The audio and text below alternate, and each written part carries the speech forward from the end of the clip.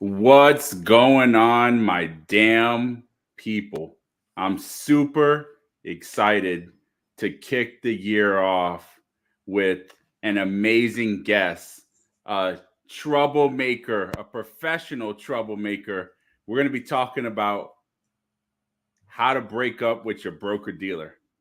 So, we're going to be talking about all the things that you need to know as an advisor. If you're even considering making a move, you realize over the holidays that you're just not in love with your boo, aka your current firm, and you're looking for a change, we got you covered so that you can make 2024 the best year of your life. So I want to introduce our guest today. So for those of you who think that my memory is just that good, I will pull this paper out so we can read this. Alanah Phillips is an advocate for the next generation for advisors. She's a recruiter, speaker, an industry troublemaker. I'd also say she's a phenomenal human being and a thought leader. She has 7+ years of experience as a national director for recruiting. In 2023, she launched Advisor Launch Lab with the intention of supporting growing advisor teams as they needed to outsource their training and development for new folks coming into the profession. She works closely with the American College of Financial Services, co-chairing the Next Gen Advisory Task Force. Shout out to the American College. We love you guys. She also hosts a podcast there called Next Gen Advisory in 10. In 2017, Alanah launched a project inspired to specifically inspire and educate young women about the career in financial services, which I love. Ladies, if you're listening, this is a great profession for you. We want you here. We need your EQ. She has mentored over 200+ college-age women curious about personal financial planning industry and helped them take control of their career trajectories. The one thing that's not on here, guys, is she was also named the Woman of the Year in Women and Insurance and Financial Services. She is the person. So without further ado, welcome Alanah Phillips to the D.A.M Live podcast. Thank you, Eric. That was a lot to live up to. So I'll do my best in this conversation. So how in the heck did you get into this financial advisory industry? So how did you find yourself where you sit today?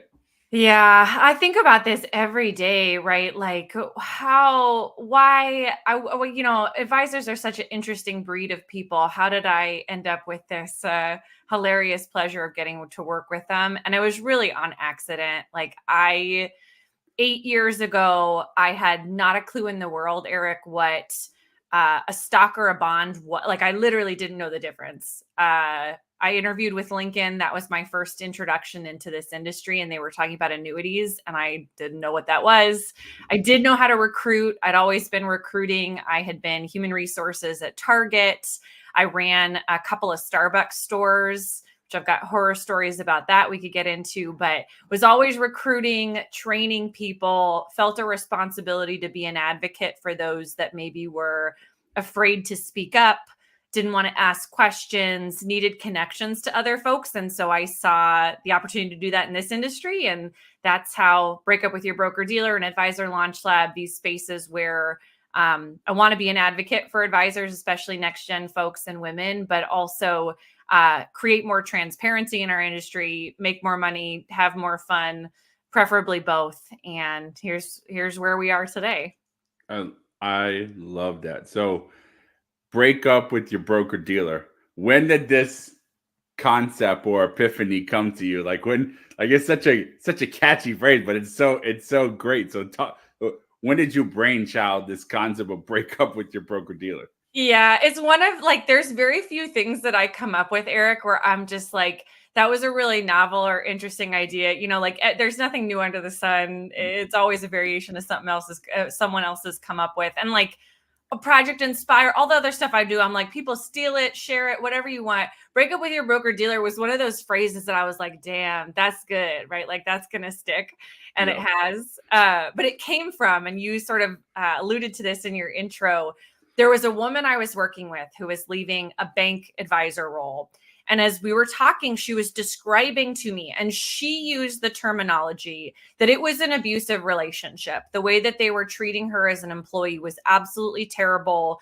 The things that they said, did, or said they were going to do and then didn't do, the gaslighting, the lying, all of it was just really bad. And there was no part of me that wanted to dim or lessen the severity that actual abuse in personal relationships is, in comparing that to what happens in our industry. So breakup was a softer, more available, hopefully less offensive thing. Everyone's been through one. You know, when you're in a relationship and it doesn't have a future, you can see the signs that it's time, you're not aligned with someone, and you're always better off on the other side. And so, that woman's the experience she had, and the terminology led to this breakup concept. How do we help people get through that terrible breakup period and onto something better? I love that, because it's interesting. So advisors out there, you're listening.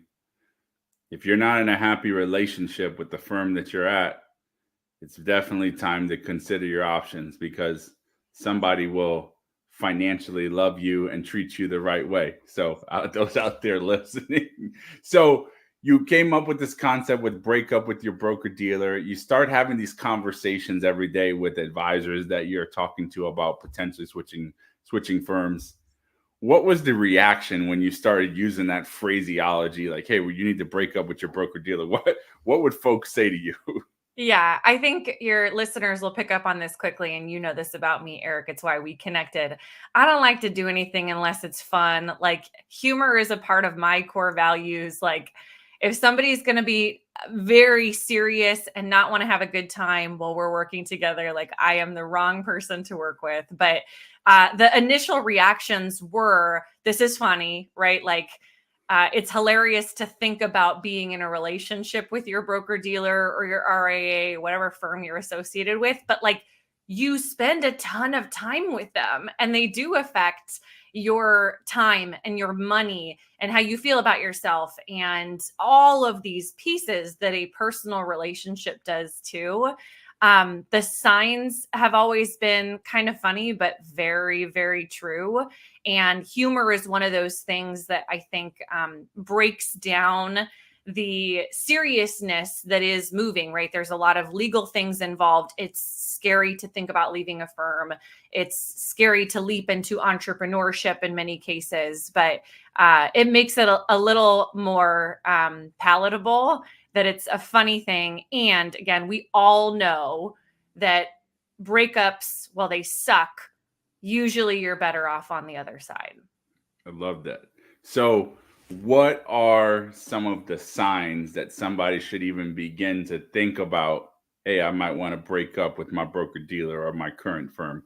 What are the signs that you commonly see? Yeah. So there's definitely a few sort of top signs, and they are the same signs that you should break up with a person. So if you like hear these and you're like, oh no, my significant other, these things are true of them too. It's the same, right? So your firm controls your time, right? We see so many advisors that they've got meetings on their calendar every week that are useless to them. They're missing important family events. They have to do certain activities by certain times of the day or week. They're confined to a physical location. So controlling time is a big one. Controlling money is the other big one, whether that's through how you're paid, the complicated ways that they try to show you how you get paid, expenses being high, not being able to make more money, right? When I think firms limit advisors that way often. And then probably the third biggest one that we talk about is your firm not celebrating you. It seems kind of silly, but I think there's so many advisors that care very much about somebody thinking that you're a big deal. And there are so many firms that have forgotten those sort of simple things that don't necessarily cost money, right? A thank you note, an invitation to speak, an invitation to mentor or share your ideas with someone else. And firms have stopped doing some of those things. And so it's like, when we were dating, they were like buying you flowers and taking you out to dinner and, doing all that stuff. And then that stopped. And that is often a very, very big sign. Yep. It's interesting. There was an acronym that I saw years ago from John Maxwell that talked about what it meant to partner with somebody, and the R meant reward, meaning that you're going to continue to reward the relationship over time. So advisors out there who are listening to this, you need to reframe where you are in the relationship with your firm. It doesn't matter if you're planning on breaking up with them or not. You are a customer of your firm. They are making money off of you. So I don't know about you, but I'm not in the business of going to some nice restaurant or going to some store and having somebody mistreat me, and then I pay them for the experience. So that's really what's going on here, guys. So you need to reframe that mentality. You are a customer of your firm, and it's super important what Alanah just said about celebrating you and making you feel like a valued person and partner with your firm. So I thought that's phenomenal. Yeah, I think it's a really good point. Yeah. Few others, just kind of random ones, Eric, because I know we talk about this often, of the things that help advisors see it's time to leave, is like controlling your appearance, right? When you can't market yourself the way that you want to, that's a problem. Like, that's your ability to get clients and connect with them. Not allowing you to better yourself. A lot of times this comes with designations or like access to technology. When there's technology that exists and your firm is so behind in vetting things that you can't get things that are going to save you time. So those are some other trends I think that come up in terms of the signs that it's time to break up. Hey, listen, I'm going to tell you personally, I broke up with one of my broker dealers because of controlling of my appearance. Mm-hmm. So it had gotten to the point in our culture where, I grew up in the business working in Florida, and half of the time your clients are gone. They're snowbirds. They leave. And when your clients are gone, you wear a pair of slacks, you wear a golf shirt into the office. Nobody's really seeing you. But when your clients are back, you wear a shirt and a tie and a suit. That was just the culture I was brought up in. And when I moved over to this new firm, they started recruiting people from Merrill Lynch and Morgan Stanley. And it was one of these deals where you better not leave your office without a jacket on. You better have a shirt and a tie. And so here I am, a top producer, sitting there, and they're like giving me a hard time because I'm not wearing a suit. And I'm thinking to myself, my clients feel way more comfortable when I'm just down casually like them. This is the dumbest thing I ever heard in my life. Doesn't matter what I wear. I mean, as long as I'm presentable. Yeah, there's a lot of this, Eric, in our industry. And I have these conversations, especially around next gen folks coming in, of like what somebody is supposed to look like when they're doing this job, and like, being in a suit and tie, wearing a specific color shirt. And I just call BS on all of it, right? Like, it's such a silly thing to focus on or worry about. And not that I'm advocating for, wearing crop tops and yoga pants to our professional meetings. Like, we got to know the difference between when we're going to the gym and when we're meeting with a client. But like, I think if you're intentional and authentic and professional, like, those are the things we need to worry about. And that could look very different than wearing a suit and tie for someone. Yeah, I think I would agree with you. I think the pandemic totally changed that for a lot of folks. Like, I think you'll find this funny. I was thinking about a post I was going to write for social media that basically went like this. I went from wearing, dress shoes and a suit to a pair of Jordans and a black t-shirt. That's pretty much it. I just so happened to be going out today, meeting with somebody in the community. Otherwise, I'd have been sitting here in a black t-shirt. But it's interesting how the norm of dress code in our industry has changed, and how some places it still hasn't evolved. So preventing us from bettering ourselves, our appearance, what other biggies are there? Yeah, there is, and I'll use an example that's come up this week, but I think there is this general feeling a lot of times with advisors and their firms that like they're being dismissive, they don't trust you, or you don't trust them, right? Like they may not be telling you the whole truth. There's a lot of lack of transparency. And so I would say a combination of those things. I have some advisors from a firm I'm working with where their payout grid just went up, right? And initially you're like, oh yeah, that's good, right? Like giving advisors more of every dollar they make is good. But then you sit and go, what firm increases payouts to advisors ever, right? Like these big broker dealers, like what is the catch here, right? And that creates mistrust, right? That they're not telling us the whole story here, that there's something that they're keeping from us. And again, like in your personal relationships, if you feel like your partner is keeping something from you, we don't have an open and honest relationship here. We don't have trust. We don't have longevity. Like those are not good qualities in a healthy relationship. And I think we see a lot of that within the broker dealer space, especially. So when you counsel and you talk to advisors, what are some of the common issues outside of the signs that they're breaking up? What are the like hot button issues that they're bringing to you that they're like, that's it, I finally got to go, and here's the list of things that I don't like, and here's what I want whatever I do next? Yeah. I will say I don't think it's usually, and like again, thinking about personal relationships and breakups, it's usually a slow burn to the breakup, right? Like some little thing happened and now you're just annoyed by everything, right? You get to that point where everything bothers you about what your firm is doing. It's not usually one event and they're like, I'm done, we're breaking up, like lose my number, right? So it does take some time to get there.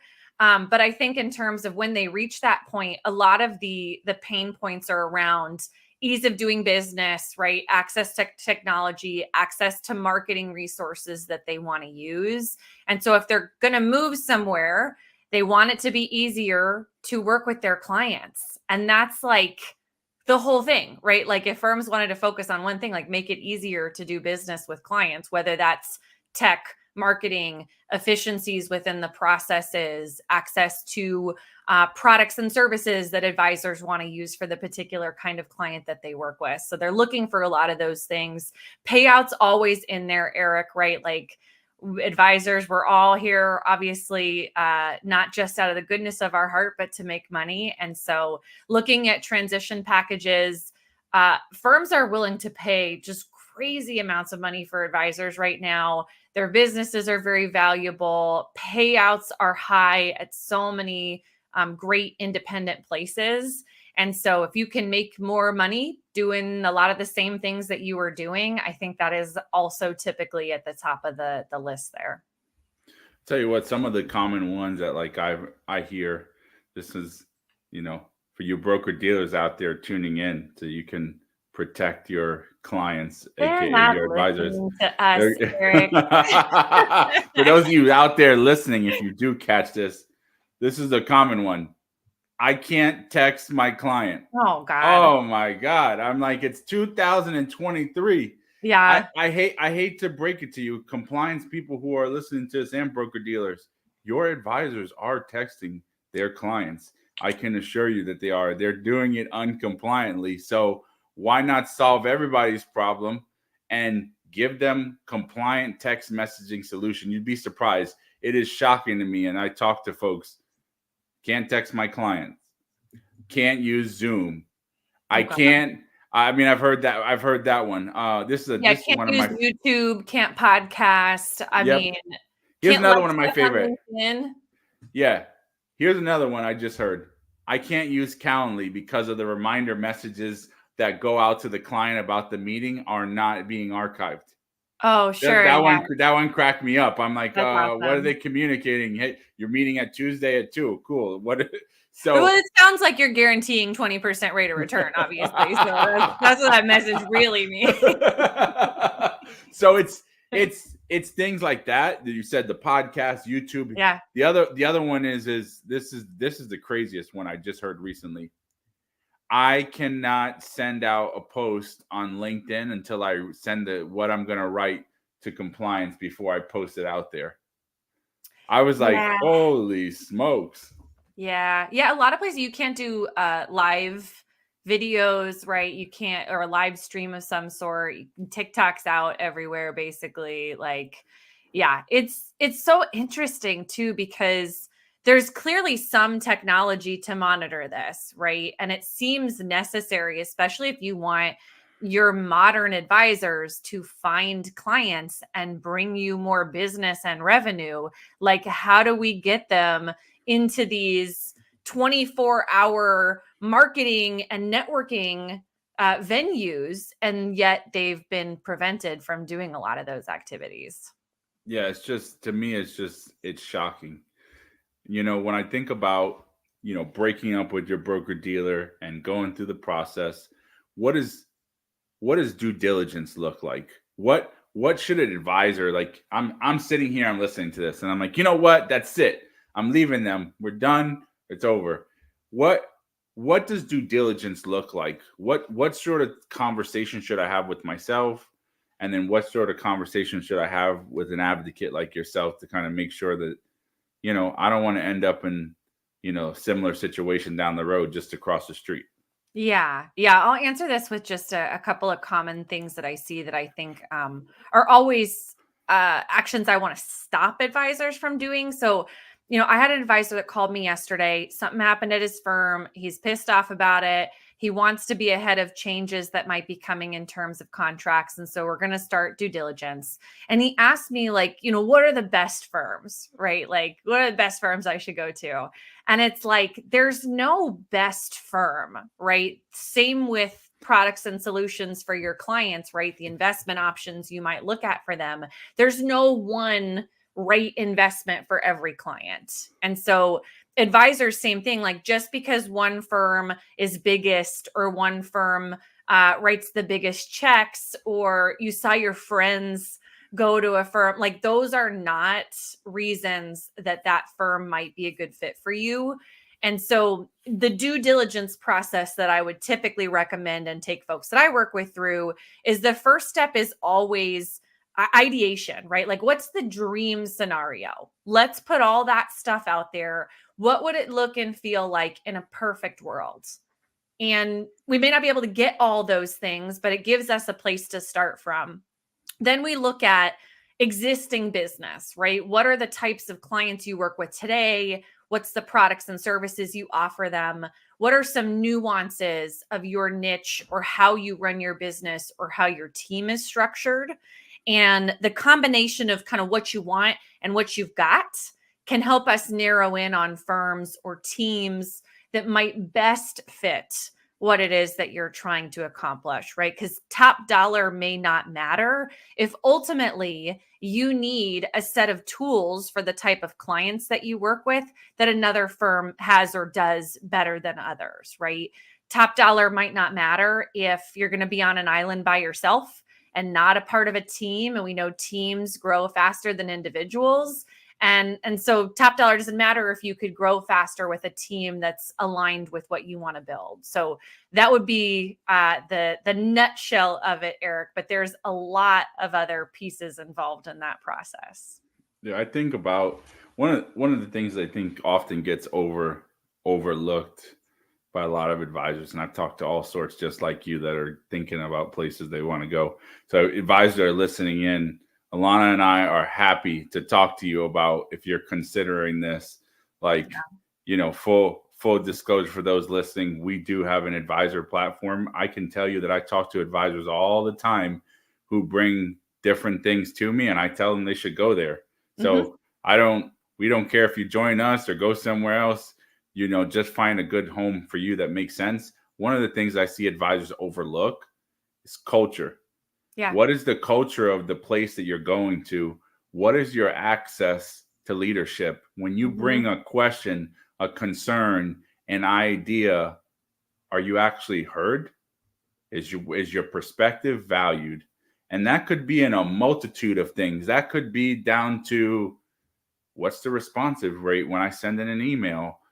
When somebody met with me at the firm, how did they make me feel? When I joined the firm, or and I wanted to use some new technology, was compliant friendly, and were they did they have a yes attitude, meaning they wanted to look at how to help me do what I wanted to do while also protecting the firm and the clients and security. So I think culture and the emotional side of it is one of the elements that gets often missed by advisors who are all sometimes can be focused on the bottom line. And the problem is that you could have a better payout in a environment where you're not happy. And I don't know about you, but nobody wants to have more money and not be happy. No, that's why again, my mission is helping my network make more money, have more fun, and preferably both, like at the same time, right? Like, two things about what you just described, Eric, right? Like, I agree. I would rather make a little less money and work with people that I'm aligned with and support and feel supported by, because this is a freaking lonely business. And so I watch a lot of advisors that take top dollar somewhere. They go sit on an island by themselves. I call it Lonely Advisor Island if you watch some of my doodles. And like you want to have folks around you who are going to support you on those days that you don't want to keep doing this job. Like that's a definitely an overlooked piece. The other thing about what you said, Eric, and you and I have talked about, first and second marriages and some of the difference there. I do see this trend, like a 3-marriage plan, right? Where like the first time, your first firm, you married for love, probably. And it was kind of a naive love and you didn't totally understand how it was all going to work for you to grow together. You've outgrown each other. It's time for a new relationship. And then I see there's folks like you and I, Eric, right, that are like, no, second marriage, I got this figured out. I know what I'm looking for. I'm not settling for less. But there's folks that in that second marriage, they marry for money, right? And like, that's okay. It's a plan. It's a strategic plan. But those second marriage money folks are coming to me now going, I need a third marriage. And this time I want it to be for love, right? So it's like love, money, love. And then they've got it figured out. I love that. It makes me just thinking about what you said. Advisors out there is you need to understand the environment that you're in. So one of the things that I often see with advisors is they're considering options, and I'm sure you would agree with this too, Alanah, is that you need to understand who owns your clients. Okay, this is a biggie. Yeah. Who owns the client? So if you want to protect yourself from the jump from marriage 1 to marriage 2 to potentially marriage 3, if that's where you're going to end up to get to the yellow brick road and everything, is you need to understand who owns your client. So it's super important that whatever firm that you change to when you break up is you own the client all the time. And you need to understand all of the nuances of the advisor agreement that you're signing with these folks, specifically around like, okay, this one came up today, and then I'll let you chime in, Alanah. Is I'm currently at an RIA and a hybrid situation with a broker dealer. I'm thinking I'm finally at the point where I want to start my own RIA, and I'm concerned that there's going to be this period where I'm going to have to launch and leave, and my clients are going to be in limbo. Okay. You need to understand that, because some firms, if they find out the second that you registered, they will terminate you and you're in a bad situation. Whereas other firms are friendly. Mm-hmm. You act like an adult. You basically say, hey, this is what I want to do. And they're like, okay, fine. While you're getting your firm set up, you can stay here. And then when you're ready to launch, you can go over and everybody will wish you well. And we're grateful to be part of your journey. Mm-hmm. There's definitely 2 kinds of breakups there, Eric. Yeah. The ones where like they're putting your stuff in a nice little box and returning it to you. And then the ones where they've like thrown your ish out on the lawn and are burning it, So there's a visual, guys.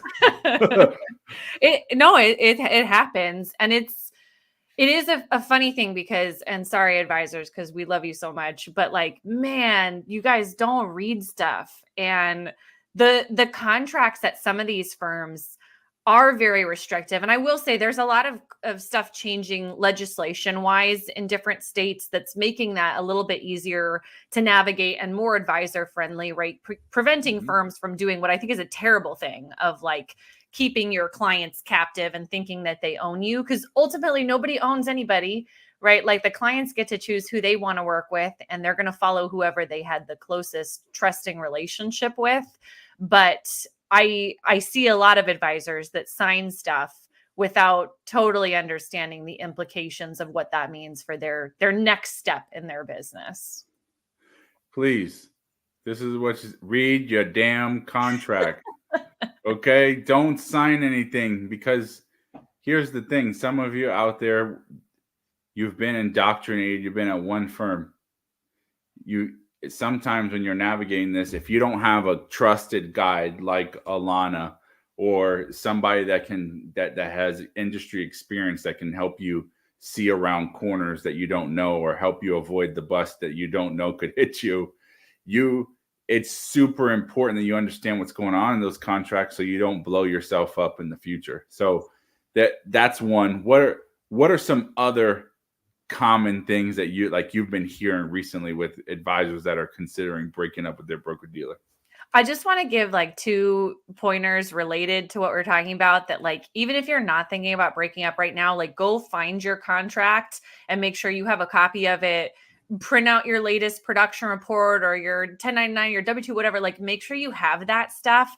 I see advisors all the time that like can't access these things. And then when they want to leave, they're like trying to secretly get stuff from HR or print things out, and they end up throwing up red flags about them leaving. So like do that right now. If you're listening to this and you're not going to retire at your firm, like don't get caught without having a copy of those things. It happens all the time. I'm sorry. Ask your question again. I just want to make sure. No. I'm going to, and just to add on that, I'm going to give you all a pro tip.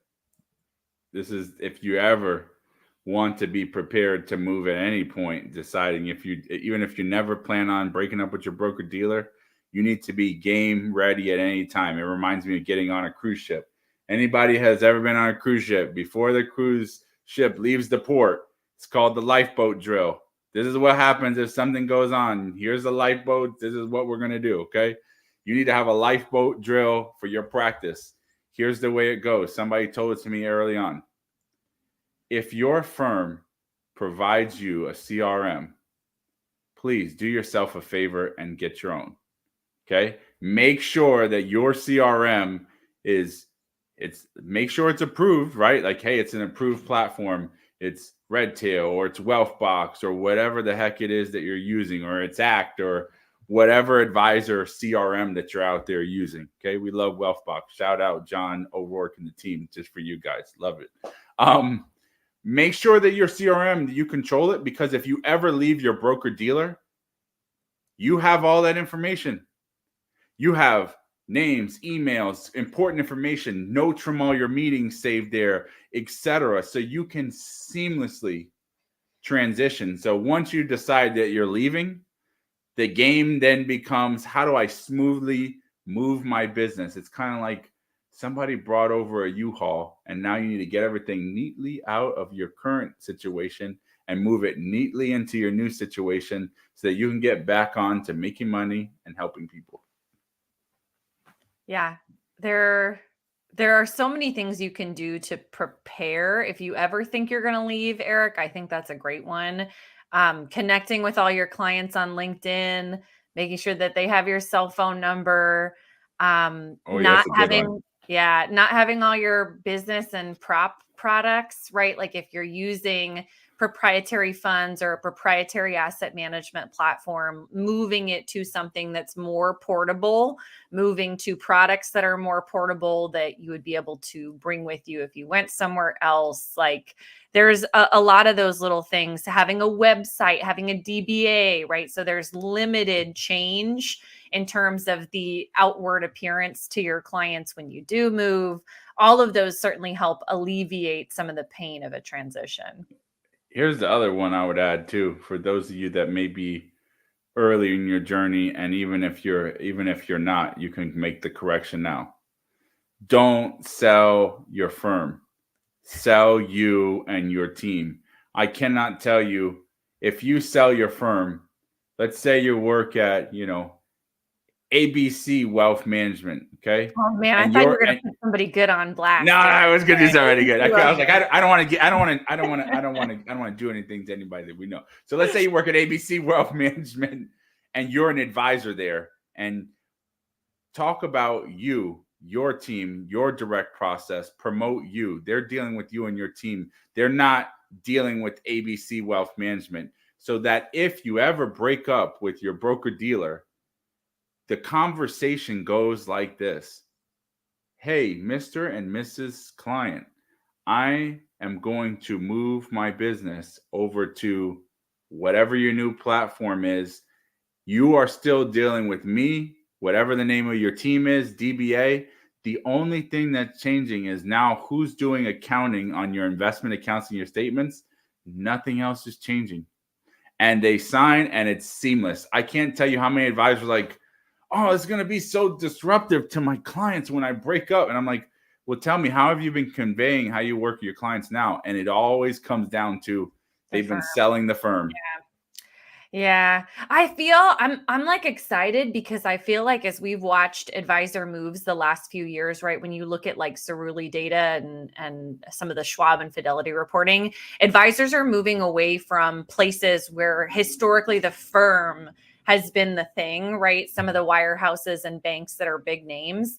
And I took a marketing class in my MBA program, Eric, and we talked a lot about the psychology of how we make decisions and like status being one of those big drivers for all of us just as humans. And like the status that was associated with those big name firms has shifted. And like now the status is associated with exactly what you just described, right? My team, my personalized firm name, my independence, my RIA, right? Like that's where the status is. And I'm not a big fan of, status decisions, but it's obviously happening. I think it's a good shift that's happening in this case though. Yeah, I couldn't agree with you more. I think, when I think about it is that we're shifting from a world of commoditization and speed to a world of customization. Everybody wants to feel unique, especially your advisors out there who are thinking your clients are looking for an experience and for a relationship. If they wanted to be a commodity and get the cheapest advice or platform, they would go down the street to Fidelity or some other firm, Vanguard, directly. But they're looking for a personal relationship. So just kind of to your point, what are some of the other key issues that advisors need to be thinking about? So we talked about some of the due diligence as they're evaluating firms.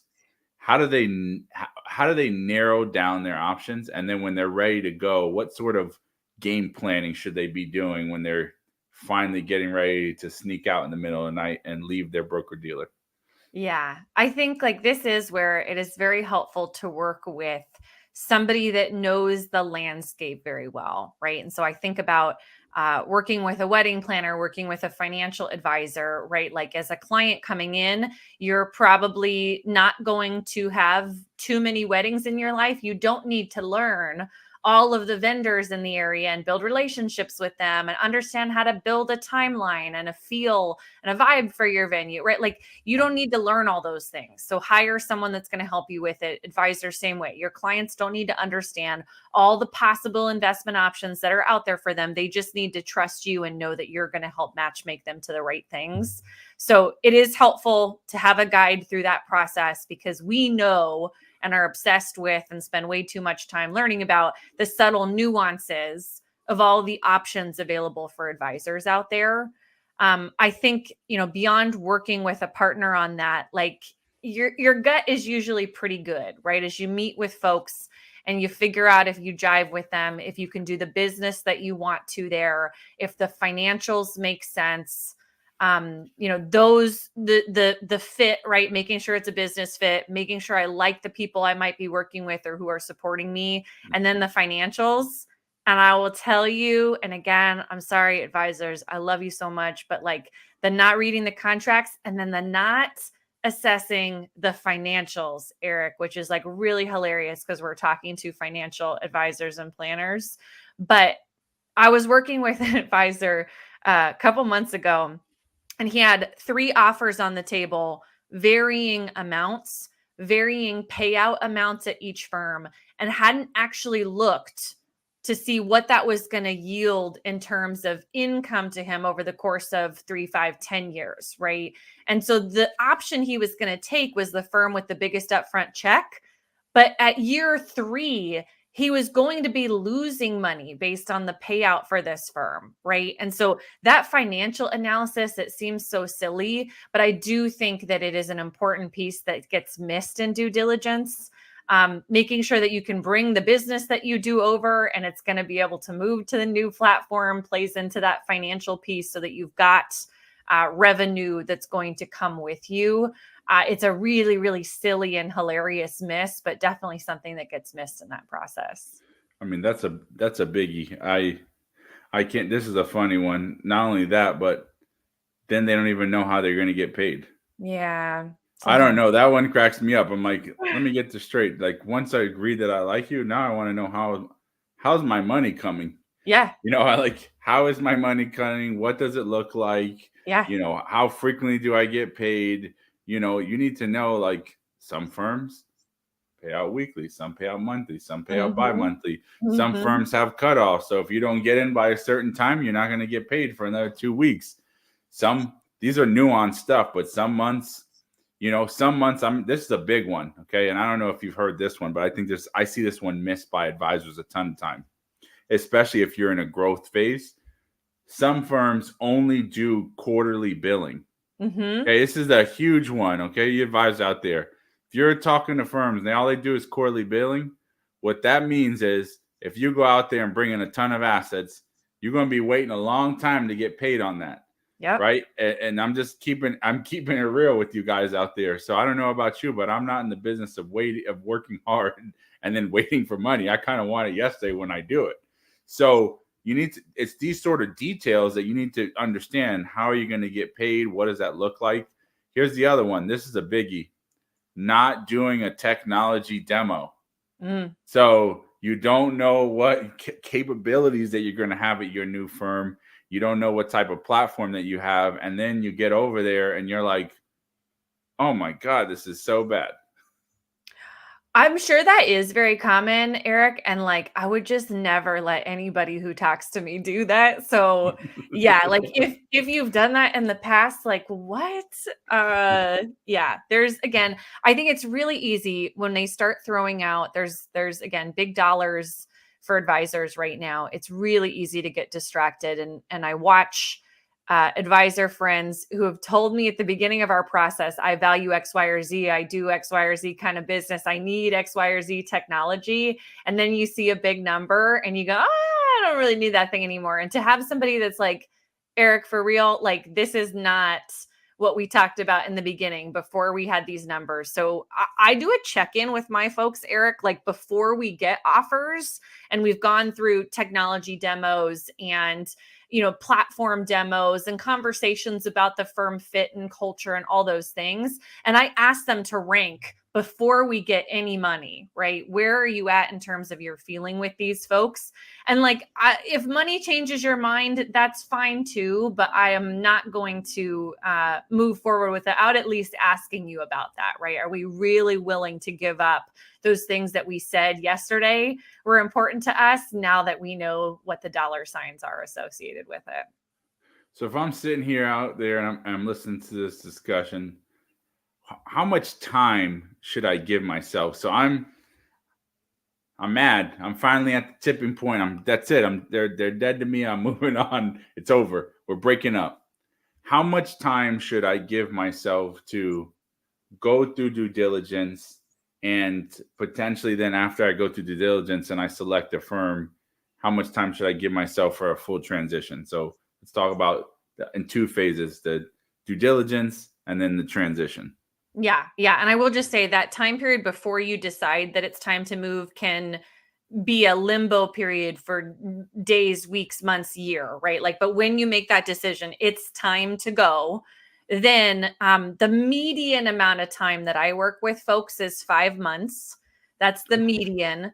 there are outliers in that for all different reasons, right? It could be as short as a couple of weeks when we've got situations that are the boss, right? You've got terminated, or something has happened that you need to get out of there. And then there are other folks that it takes years, Eric, right? That due diligence process is going to go on for a much longer period of time.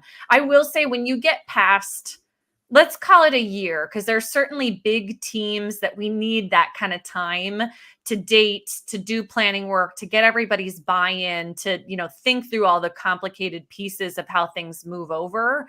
But when you get to a year, and if you don't know if you want to marry this firm or not, like it's probably that you haven't actually decided that you're ready to go yet. So I do think a 5-month time period, I feel really good that an advisor has looked at their options, asked the right questions, dated, and they're ready to make a decision. And shorter than that, maybe sometimes you miss some things if it's only a month of due diligence, and longer than that, you risk that you're just not ready to go at that point if it's taken that long. Love it. I love it. So thinking about this whole concept of breaking up with your broker dealer, and you've been in the game over 7 years now, what is it that you wish you knew about the advisor industry when you started that you know now? Or what are some things? I think if I had known some of the things that I know now, Eric, I probably wouldn't do this job. Like they would have been like, advisors are going to be so challenging, and they think they know everything. No, I feel so grateful. And it's part of my mission to help my network make more money, have more fun, or both. Is just like, I had no idea this industry existed. And like, my job is very weird, but I have so much fun with it. Like, it's a useless set of skills and knowledge anywhere other than this industry at this point, And so I just feel extremely grateful. Like, this is such a cool and impactful industry. And it's the reason I want more new folks, next gen folks that look different than the historical version of the industry, to come in and experience it. I've made a lot of money in this industry. I've made a lot of friends, and helped those people do the same. So I don't know that there's anything I would have wanted to know other than what an impact it would have on my life and my career to be able to create this, right? And to be able to feel as helpful as I do on a day-to-day basis and make good money doing it. I love it. So if I'm an advisor and I'm listening to this, how do I connect with you? What's my best way to connect with you so that I can discreetly talk about, and I mentioned discreet, okay, because we want to do this on the download, discreetly talk about breaking up with my broker dealer? Oh yeah, the breakup with your broker dealer hotline. So you can find me at, I should make that. Yeah. AlanahPhillips.com has all my info. It's my mom's nightmare, but on LinkedIn, my cell phone's there. Text me, call me for the reasons you're talking about, Eric, the discreet nature of these conversations. Phone calls still often the preferred method for most advisors. Text me, set some time. Always happy to have conversations too, and just answer questions. There's no part of me that ever thinks in a first conversation with an advisor that they're ready to move. So that exploration time is really critical, and always happy to share what I can there. I love it. So everybody, I just want to thank you all for joining us today on this D.A.M live on how to break up with your broker dealer. If you're on LinkedIn, go and follow Alanah. Make sure that you also go and follow the American College so that you can stay tuned for her next gen podcast. And if you're even thinking about breaking up with your broker dealer, please feel free to reach out to her, reach out to me. We're happily share any sort of perspective we can so that you can find a happy home in your second marriage or your third marriage. So thank you, everybody. Hope that 2024 is amazing, and be great. And let's do the damn thing